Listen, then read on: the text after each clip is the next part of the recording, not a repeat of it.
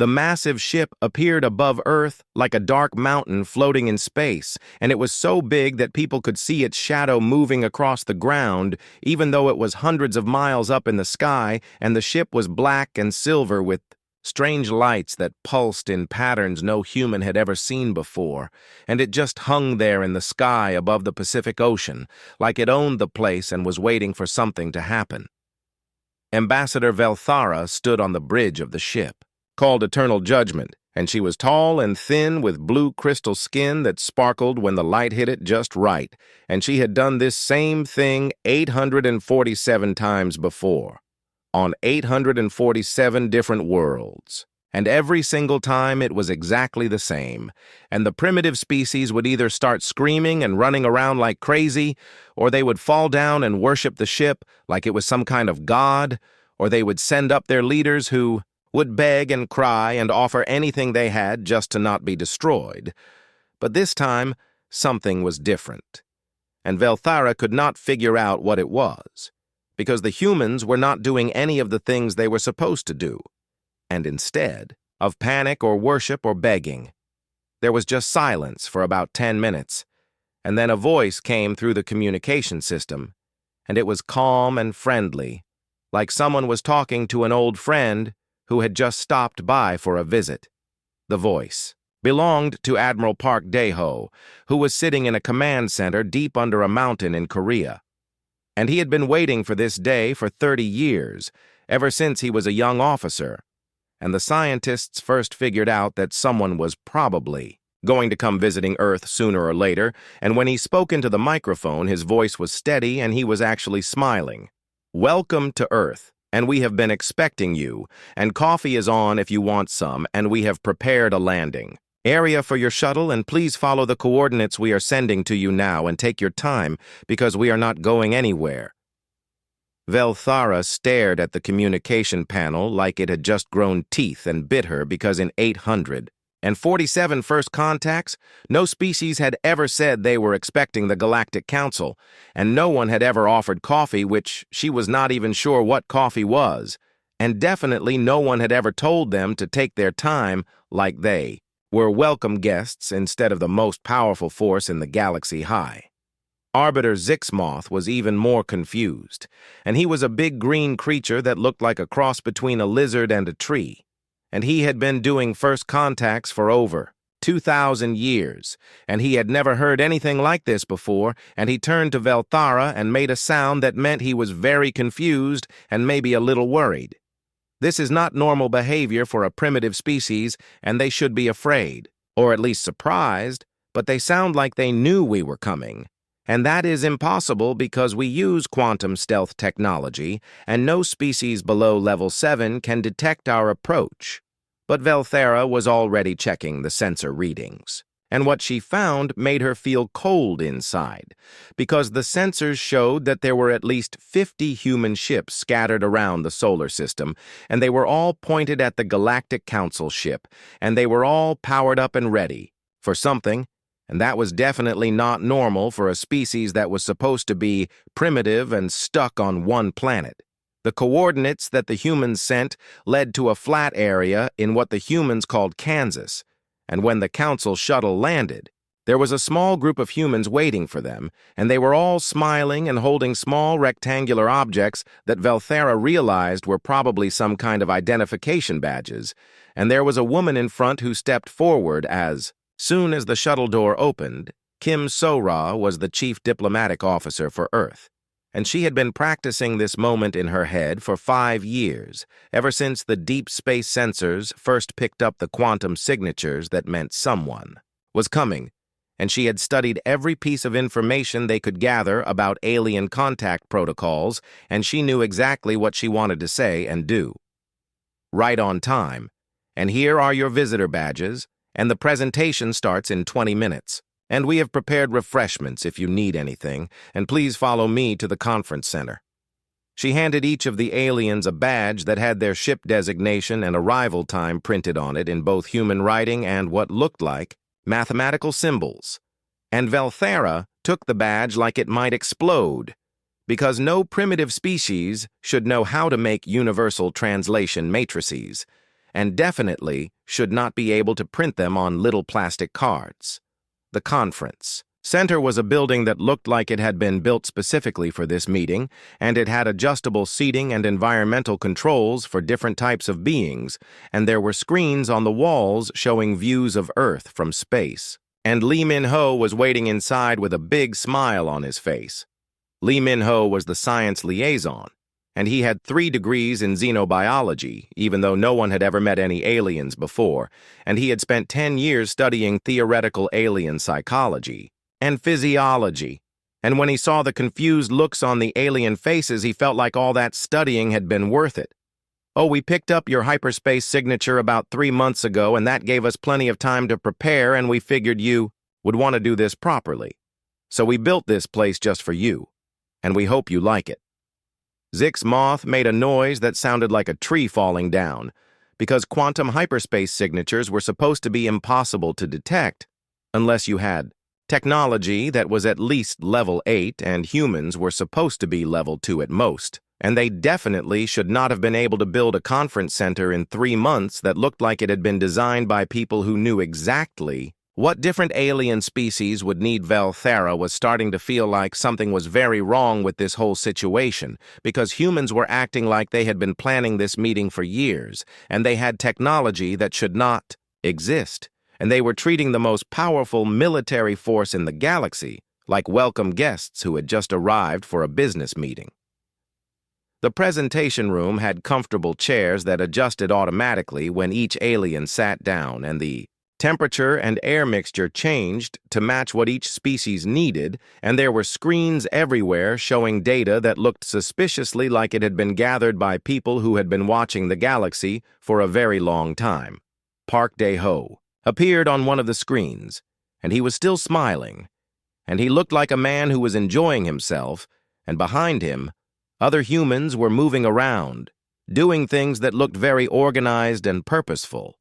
"We are very happy to finally meet you in person, and we have been looking forward to this day for a long time, and we hope you will find our planet interesting, and we have prepared some information that we think you might want to see, and we also have some questions that we would like to ask you, if that is okay." And that was when Velthara realized that somehow the humans had turned first contact into a job interview, and they were acting like the Galactic Council was applying to be friends with Earth instead of the other way around, and she had no idea how that had happened or what she was supposed to do about it. And for the first time in 847 first contacts, she was not sure who was in charge of the situation.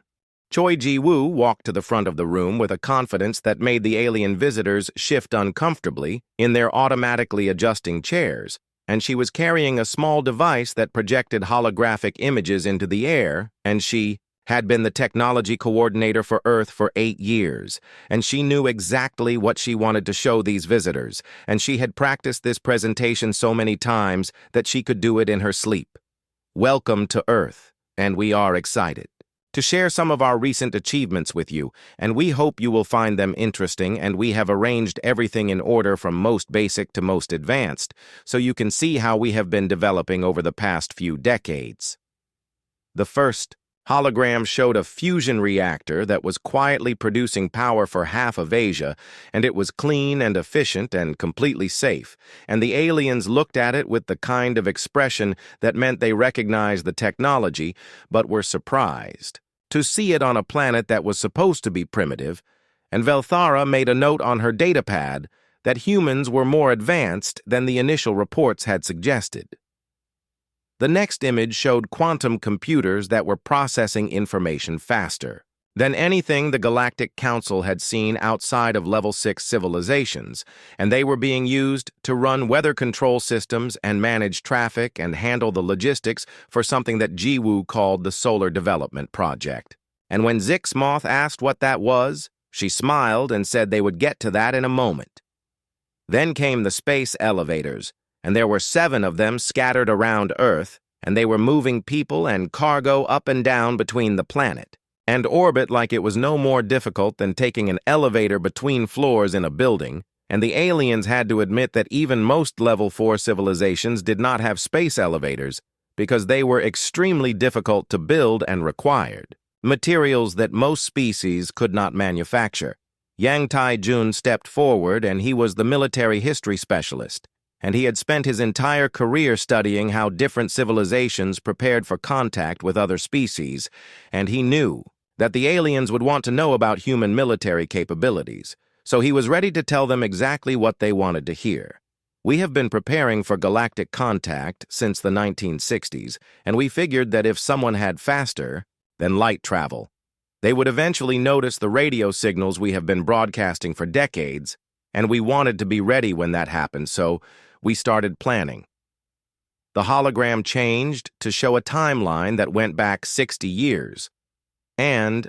it showed how humans had gradually developed better and better technology while also expanding into space and building infrastructure, and the whole thing looked like it had been planned by people who knew exactly what they were doing and had been working toward this goal for generations. Shin Hae-jin was the strategic planning director, and she had been tracking alien movements for 5 years, and she had detailed files on 17 different ship designs, and she knew the patrol routes and the communication frequencies, and she had been waiting for a chance to show off all the hard work her team had been doing.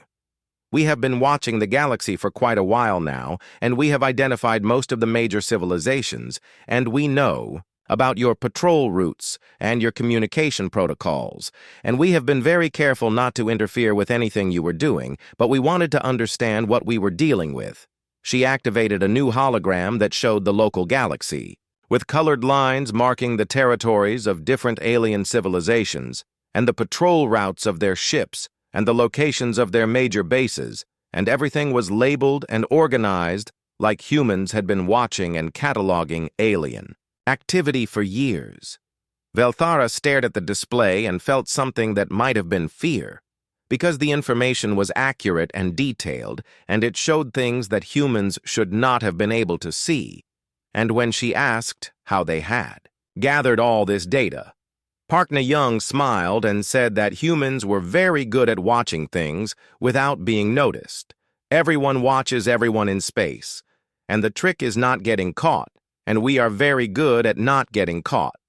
And we have been practicing for a long time, and we figured you would want to know that we know what is going on out there.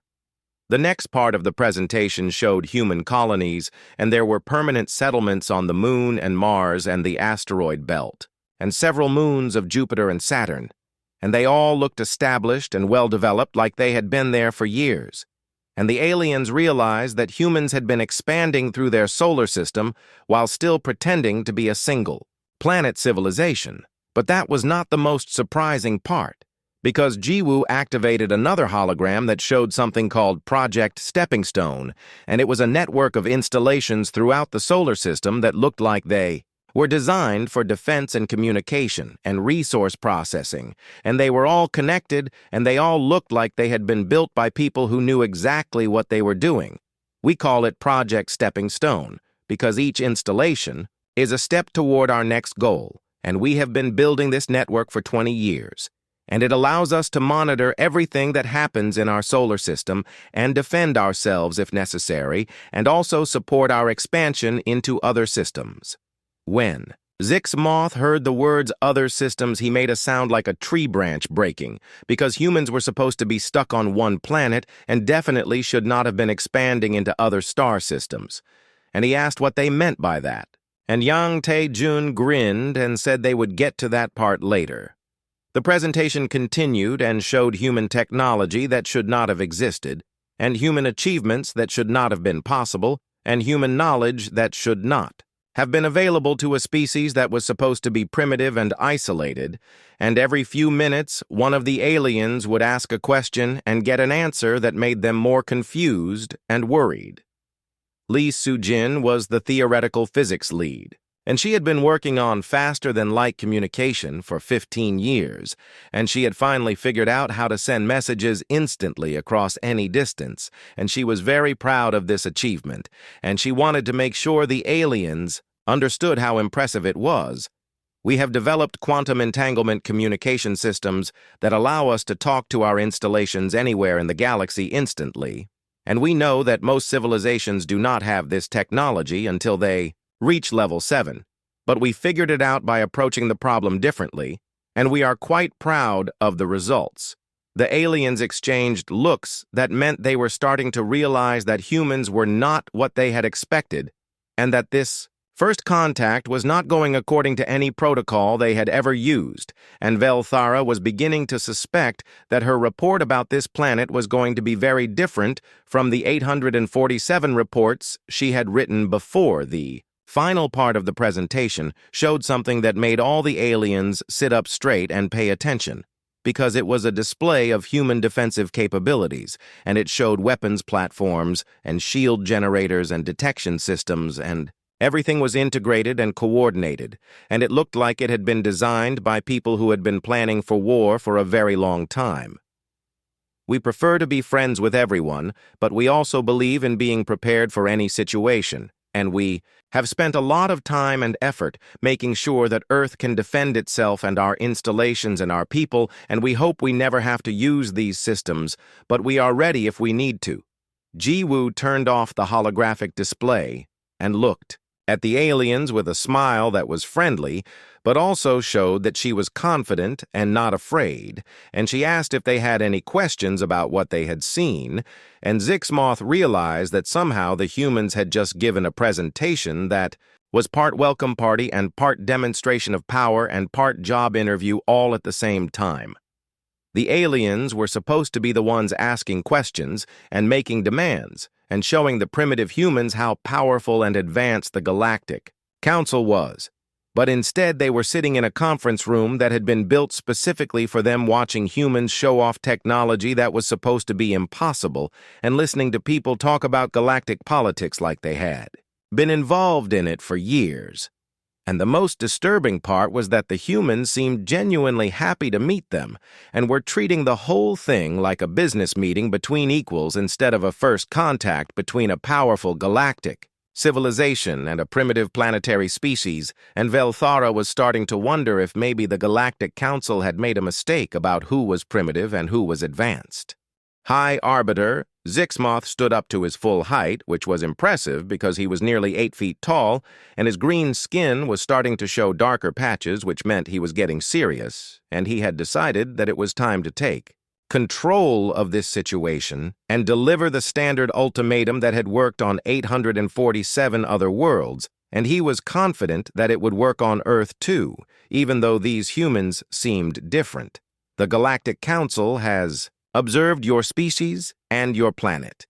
and we have determined that you have reached a level of development that requires supervision and guidance, and we are prepared to offer you membership in the Council as a junior species with appropriate restrictions and oversight to ensure that you develop in a responsible manner. He paused to let the weight of his words sink in, because this was the moment when most species either became very excited about joining the galaxy or very afraid of what would happen if they refused, and he expected the humans to ask questions about what membership would mean, and what restrictions they would have to follow, and how they could prove themselves worthy of advancement.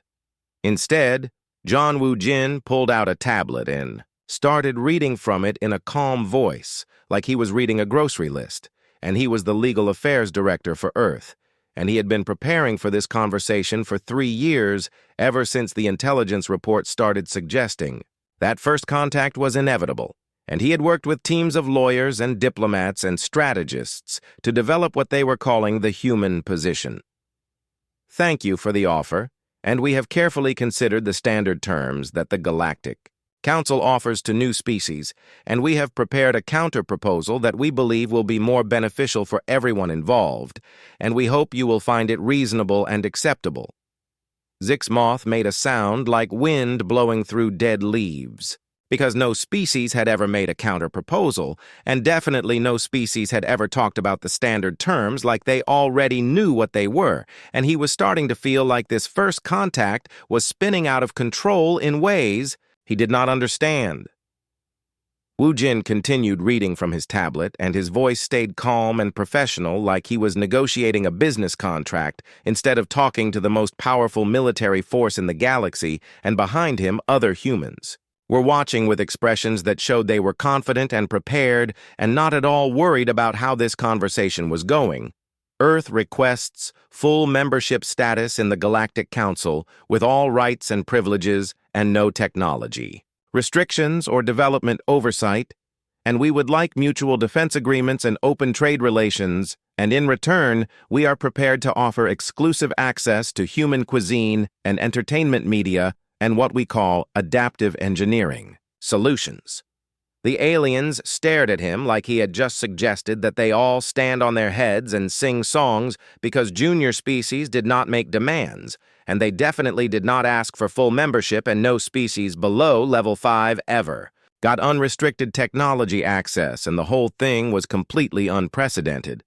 But before anyone could object, Kim Dong-hyun stepped forward, and he was the engineering representative, and he had been waiting for this moment because he knew that the aliens would not believe what the humans were offering until they saw proof, and he had some very interesting proof to show them.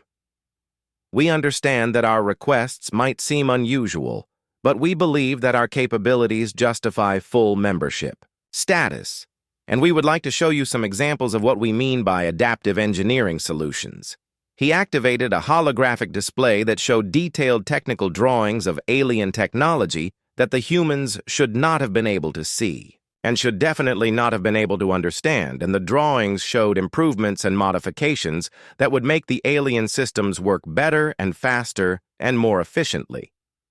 These are modifications to your quantum drive systems that would increase efficiency by 37% and reduce power consumption by 22%. And we have similar improvements for your shield generators and your communication arrays and your life support systems. Velthera looked at the technical drawings and felt something that might have been panic, because the improvements were real and they would work, and humans should not have been able to analyze alien technology well enough to design better versions of it. And she asked how they had gotten access to detailed specifications of council ships. We have been watching and learning for quite a while, and we are very good at figuring out how things work just by observing them. And we have had plenty of opportunities to observe council ships over the past few years, and we thought you might be interested in some improvements. But that was not the most shocking part, because Kim Dong-hyun activated another display that showed something that made all the aliens freeze in their seats and stare and try to understand what they were looking at, because it was a map of human colonies, and there were dots scattered through space in places where no human colonies should exist. "How is this possible?" asked Zixmoth in a voice that was getting higher and more strained, because the map showed human settlements in the Alpha Centauri system, and they were not just small research stations, but full colonies with millions of people and industrial facilities and defensive installations. "We do not have faster-than-light travel," answered Lee Soo-jin with a smile that showed she was enjoying the confused expressions on the alien faces. "And we do not need it because we have something better, and we have patience and really good planning. And we started expanding into space 70 years ago."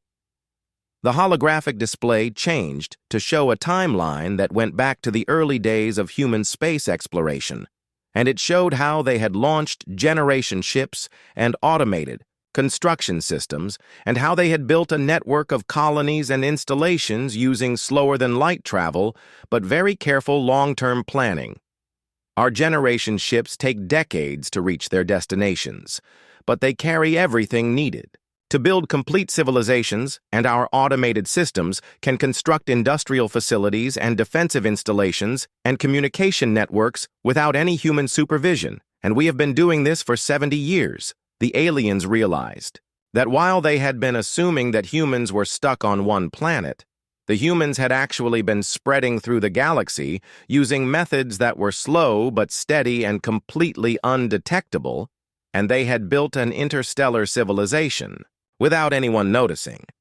Oh Sang-wook was the defense demonstration coordinator, and he had been listening to this conversation with growing amusement because the aliens still did not understand the full scope of what humans had accomplished, and he decided it was time to show them the real surprise. The generation ships were just the beginning, and we learned early that the best way to expand into space was to make our expansion look like something else, and so most of our colonies are disguised as research stations or mining operations or commercial ventures. The holographic display showed dozens of star systems where humans had established what looked like small scientific or commercial outposts, but were actually fully developed colonies. With millions of inhabitants and complete industrial infrastructures and military capabilities, we have found that other species do not pay much attention to boring commercial activities and research projects, and so we have been able to expand much more freely by making our expansion look unimportant. And routine Zixmoth was starting to understand that humans had been playing a completely different game than everyone else. And while the Galactic Council had been focused on managing known civilizations, the humans had been quietly building their own civilization in places where no one was looking. The thing about humans, explained Lim Haiwan, who was the psychological operations specialist and who had been studying alien psychology for 15 years, is that we are really good at looking harmless while we are being absolutely terrifying, and we have been practicing this skill for our entire history. She activated a final display that showed the true scope of human expansion. And it was bigger than anyone had imagined, with colonies and installations and defense networks spread across hundreds of star systems, and all of it had been hidden behind false identities and misdirection and careful planning. The Galactic Council had come to Earth expecting to find a primitive species that needed guidance and protection, but instead they had found a civilization that had been quietly preparing for galactic contact for decades and had already established itself as a major power without anyone realizing it. And the most disturbing part was that the humans seemed to think this was all perfectly normal and reasonable, and they were still smiling and offering coffee and acting like they were just having a friendly business meeting instead of revealing that they had completely changed the balance of power in the galaxy without anyone noticing. The council delegates sat in stunned silence for several minutes, trying to process what they had just learned, and Velthara was making rapid calculations in her head about what this meant for galactic politics, and Zixmoth was wondering how he was going to explain this to the High Command. And finally, he decided that the humans had to be exaggerating their capabilities because no species could accomplish what they were claiming without someone noticing. We would like to see proof of these claims, because it is difficult to believe that a species could establish interstellar colonies without the knowledge of the Galactic Council, and we would appreciate a demonstration of your actual capabilities rather than just presentations and technical drawings. Oh Sang-wook smiled and nodded like he had been expecting this request, and he had been hoping the aliens would ask for a demonstration because he had spent 5 years preparing the most impressive show and tell presentation in human history, and he was excited to finally get to use it, of course. And we completely understand your skepticism, and we would be happy to show you whatever you would like to see. And we have prepared several different demonstrations depending on what you are most interested in. And we can start with our local defensive capabilities, if that would be helpful. The aliens were transported to Luna Station, which was built into the side of a crater on the far side of the moon, and it was much larger than it looked from the outside because most of it was underground. And when they arrived, Bei Jung-min was waiting for them, and he was the station commander, and he had been looking forward to this day for 10 years. Welcome to Luna Station. And this is our primary coordination center for solar system defense, and we have similar facilities on Mars and several asteroids and moons, and they are all connected through our quantum communication network, and we can show you how the whole system works together. The aliens were led through corridors that were carved out of solid rock and lined with displays that showed activity throughout the solar system, and there were hundreds of people working at control stations and monitoring screens and coordinating activities that looked very organized and professional and much more advanced than anything a primitive species should have been able to build. Young Min stopped at a large display that showed the positions of thousands of objects throughout the solar system. And when he touched the screen, different objects lit up in different colors, and the aliens realized they were looking at a comprehensive tracking system that was monitoring everything that moved in human Space. These are our defensive installations, and each one is capable of tracking and engaging multiple targets simultaneously, and they are all automated but can be controlled manually if necessary, and the whole system is designed to work together. To protect Earth and our other colonies and installations, Yeon Ga-young was the chief weapons engineer, and she was proud of the system she had helped design, and she wanted to make sure the aliens understood how sophisticated it was, and how much thought had gone into making it effective against any possible threat. Each installation includes kinetic weapons and energy weapons and defensive shields and electronic warfare capabilities, and they are all powered by fusion reactors and supplied by automated manufacturing systems, and the whole network can operate independently for years without any external support. She activated a simulation that showed how the defensive network would respond to an attack, and the aliens watched as thousands of weapons platforms moved into position and coordinated their fire and created overlapping fields of protection that would be almost impossible for any attacker to penetrate. But the kinetic weapons are our favorite because rocks are surprisingly effective when you throw them fast enough, and we have found that most species do not expect to be attacked with asteroids moving at significant fractions of the speed of light. The aliens looked at each other with expressions that showed they were beginning to understand that humans had built a defensive system that could probably fight off most of the Galactic Council fleet and win, and that was definitely not what they had expected from a primitive species. But Han Jae-ho was the space traffic controller, and he had been waiting for his turn to show off the scope of human expansion, and he activated a display that showed something that made the aliens feel cold inside because it was a real-time view of human activity across dozens of star systems. This is our current expansion status, and the green dots are established colonies, and the yellow dots are construction sites, and the red dots are resource extraction operations, and the blue dots are defensive installations and communication relays.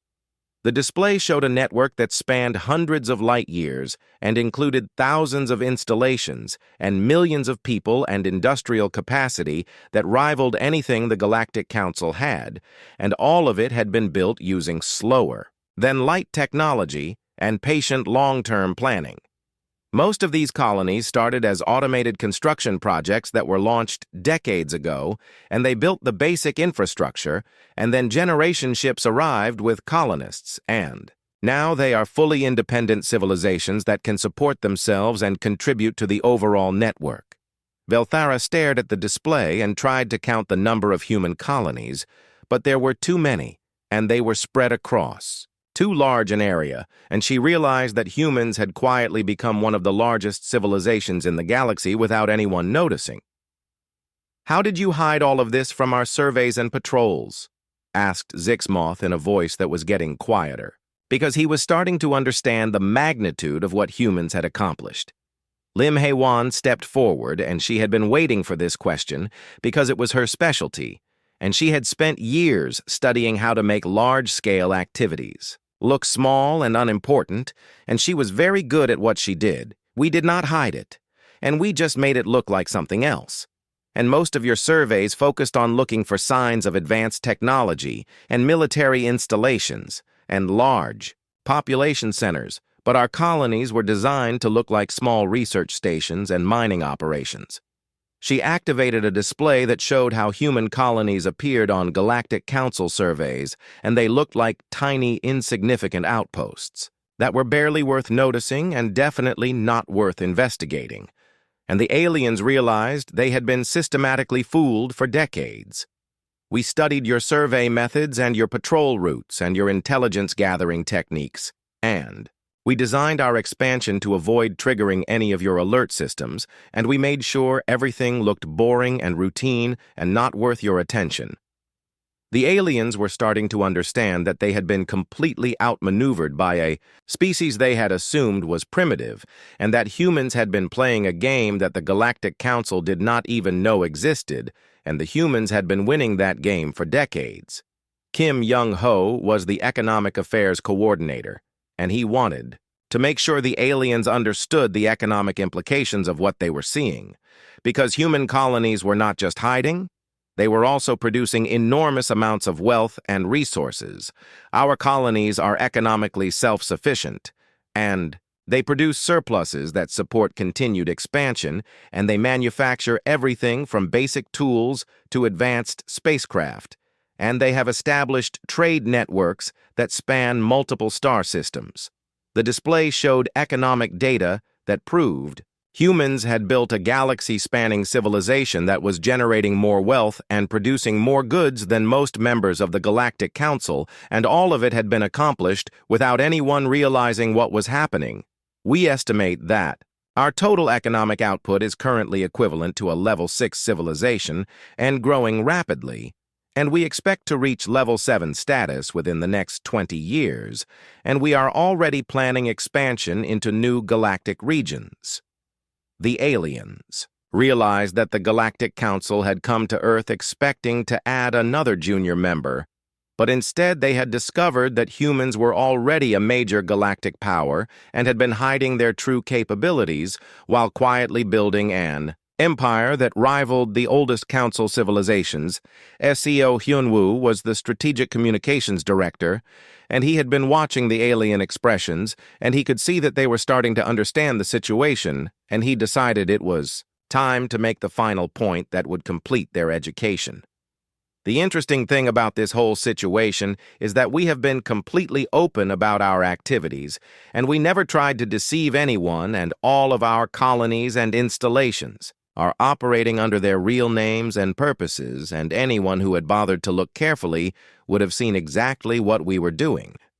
He activated a display that showed how human activities had been reported in various galactic databases and news services and scientific journals, and the information was all there and completely accurate, but it had been scattered across thousands of different sources, and no one had ever bothered to put it all together. We never lied about anything. And we just relied on the fact that most galactic civilizations do not pay attention to species they consider primitive. And we were right, because none of you noticed that we were building an interstellar empire right in front of your eyes. Aliens sat in silence and realized that they had been completely blind to the most significant expansion in galactic history because they had assumed that humans were too primitive to be worth watching.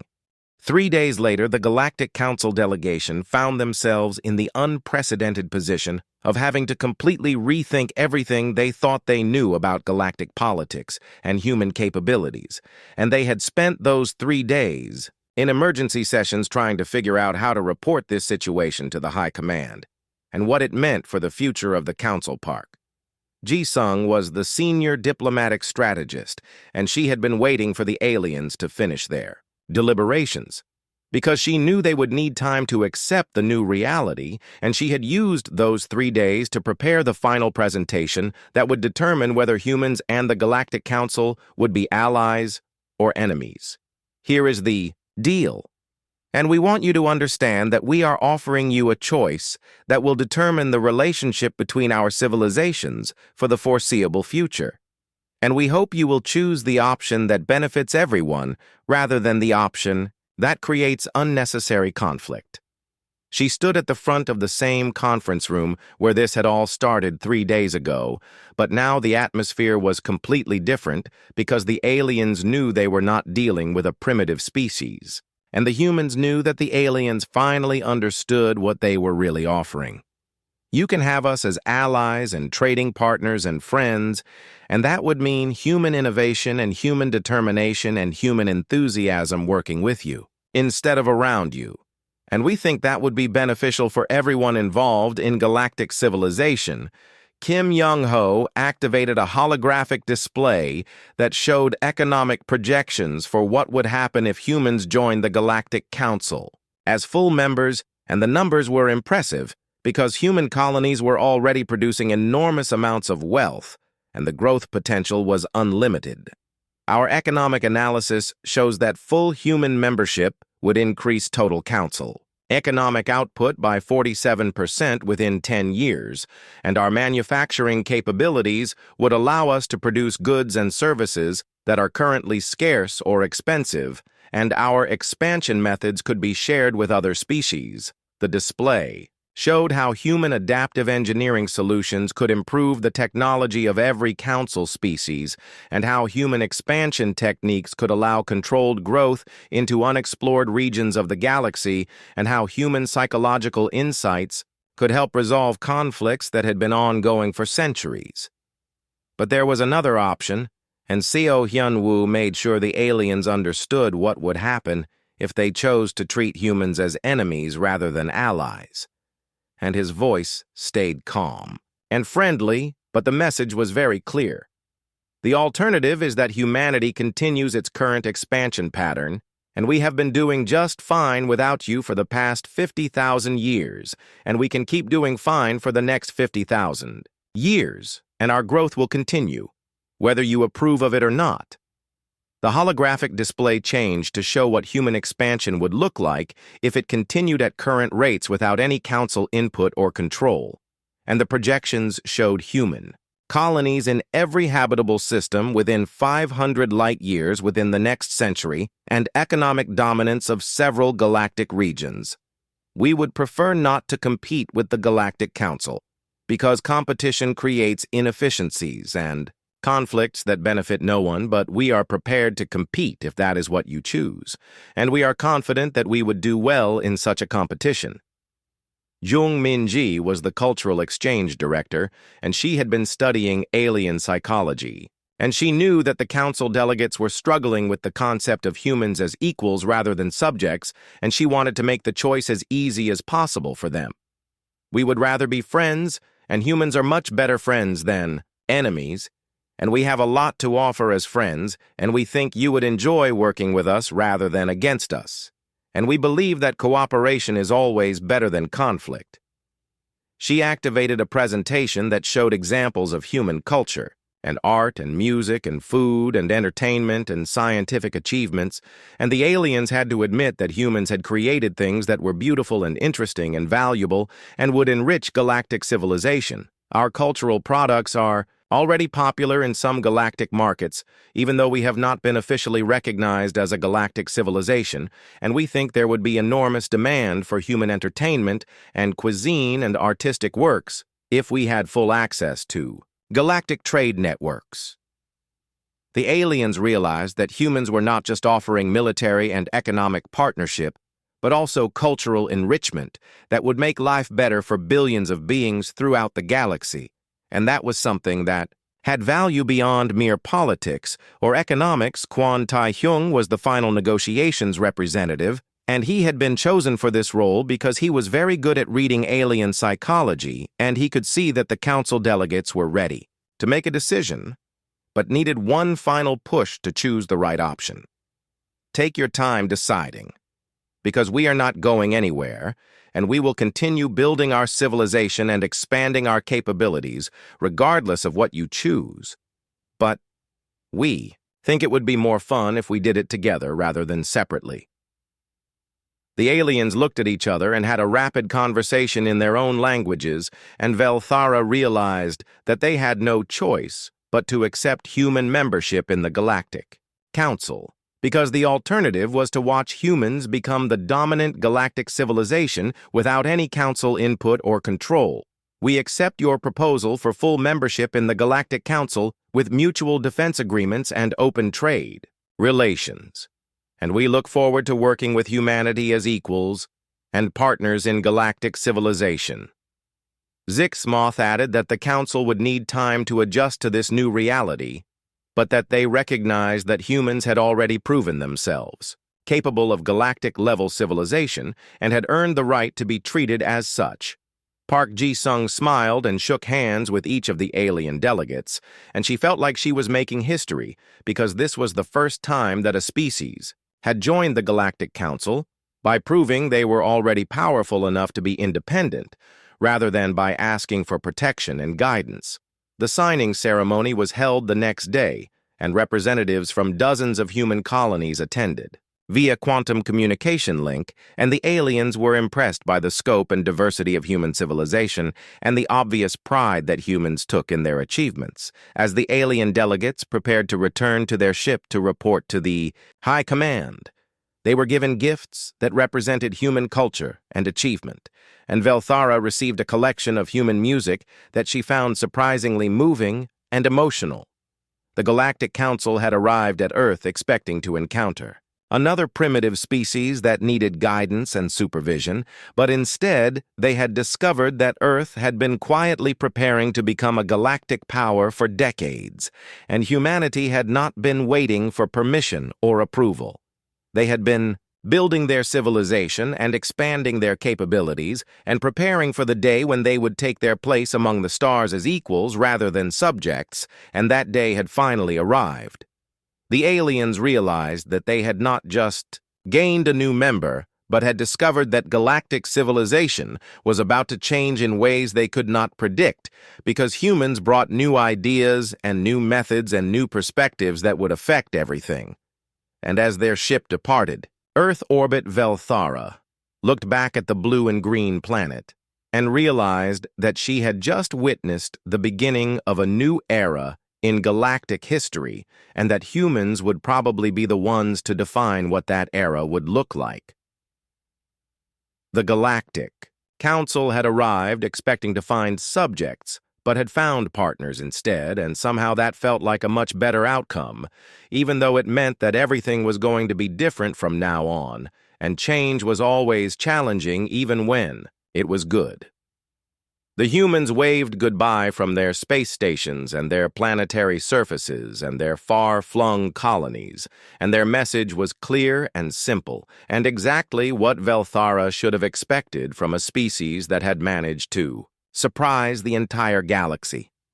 Welcome to the neighborhood, and we are glad you finally decided to visit, and we look forward to working together and showing you what we can accomplish when we put our minds to it, and we think you are going to be impressed.